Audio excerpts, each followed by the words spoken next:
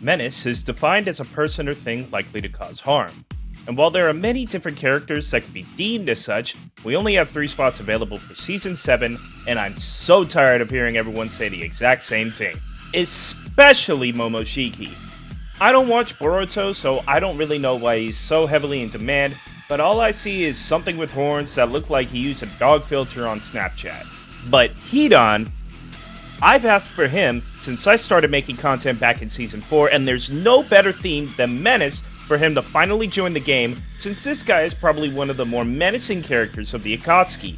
A guy who really didn't use a lot of jutsu and could probably give any member in the criminal organization a run for their money in combat with his voodoo-esque powers that are not a Kekkei Genkai, not some overpowered ninjutsu, but a literal cursed art style known as jujutsu that he obtained through prayer and sacrifice to Lord Jashin, who accepted his gifts and in return made him immortal.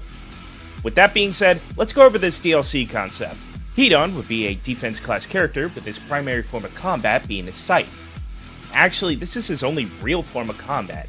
HIDAN doesn't really use ninjutsu or genjutsu based attacks, and the scythe alone has served him well against any opponent he has gone against, including top village jonin and even-tailed beasts.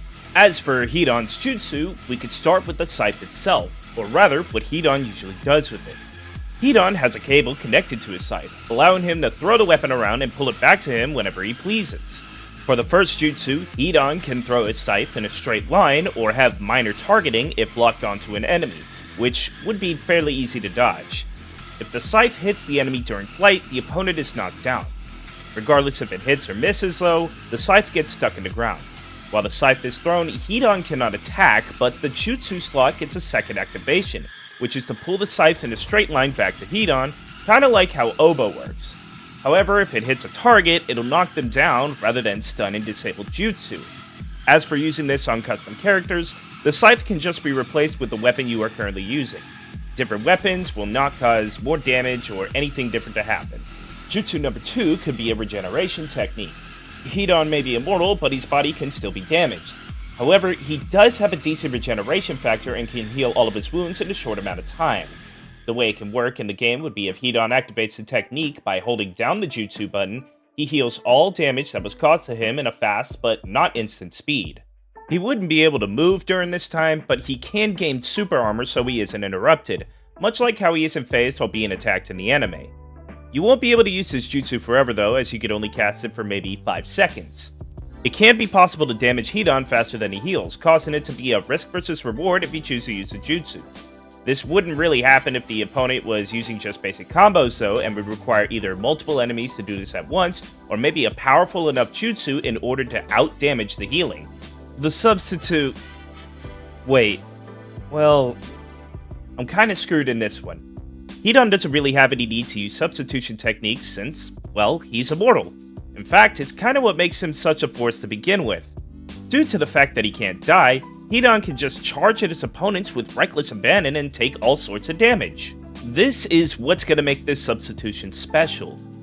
You don't make a clone, you don't teleport anywhere, but instead, you immediately get back on your feet from whatever damage you may have taken and gain temporary super armor just to allow you to charge at your opponent and do what you need to do without interruption. The downside to this, however, is since you're being reckless, you take a decrease in your defense, which can cause more damage to you since you are no longer playing it smart and just dashing straight into any dangerous situation you may face. You can, however, still be affected by stuns, wraps, and other things that stop your movement. The ultimate is obviously going to be the death-controlling possessed blood technique. This will be a 2-step ultimate that I think best utilizes his jujutsu abilities. Step 1 is to activate the ultimate and gain a movement speed buff to be able to chase down faster classes, but maybe not towards anyone who uses things like teleportation jutsu. The activation would be subtle, kinda like Koto Matsukami is in the burst phase. Maybe there could be a small aura or something around HIDAN to say he's using the ultimate, but there won't be an animation. HIDAN has only a few seconds to hit an opponent at this step. If he doesn't hit an opponent, the movement buff fades and the ultimate is wasted. However, if he does hit the opponent, with guard and sub-use being included, then HIDAN has an extended timer to wait. This gives the opponent time to fight HIDAN and possibly kill him to waste the ultimate.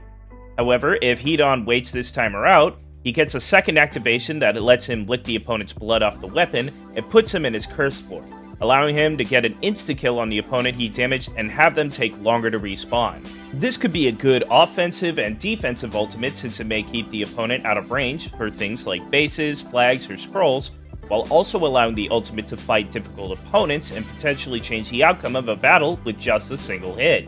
As for the VR training rewards, his scythe with his combos would be a good weapon to have, similar to what we get with Tentail's Madara.